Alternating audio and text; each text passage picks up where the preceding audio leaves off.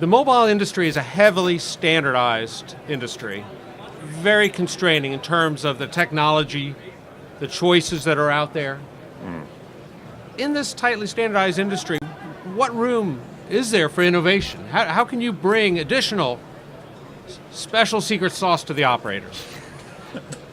Well, thank you, Ken. Thanks for that. Well, I think it's good to remember that we do have a standardized platform, and that's really key, that this mass market mobile broadband platform that we have, it is standardized and it brings cost advantages and the volume advantages, so it's really a platform that we can build on.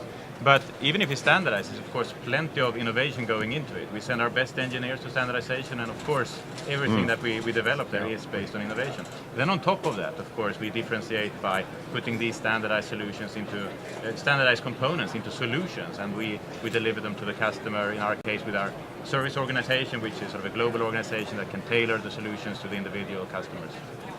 Wonderful. Lars? No, I couldn't do anything but agree with that. But the standards are mainly on the interfaces, and so between the different interfaces there is lots of room for innovation actually. You can, the architecture of how you build a base station, we have shown that we can build a bit distributed base station, we can separate the baseband and the radio head, and that was a very good solution that we have marketed for a long time now very successfully. There are many areas where innovation comes in beyond the pure standardization. I think there is plenty of room still. Okay. Yeah, for sure. So how can you differentiate, though? You can differentiate still a lot, exactly as Eric was saying. So it's really a lot of issues happening on top of the standard, and we are all contributing heavily to the standard and the activities there that we give kind of ecosystem inside the entire industry. Still on top of it, inside the standard even are partially a lot of innovative topics there, which are then a little bit differently interpreted, even though they're compatible. They're then offering for the end user kind of additional kind of services.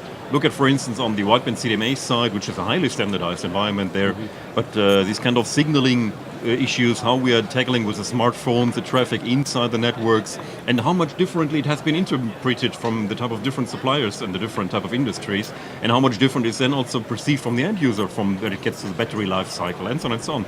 So still, even though everything is standard, everything is fine, even though the end user perceives then who is doing a little bit, let's say, the better issues on the one or the other domain and can tweak or, let's say, fine-tune a little bit the standards around these type of activities there.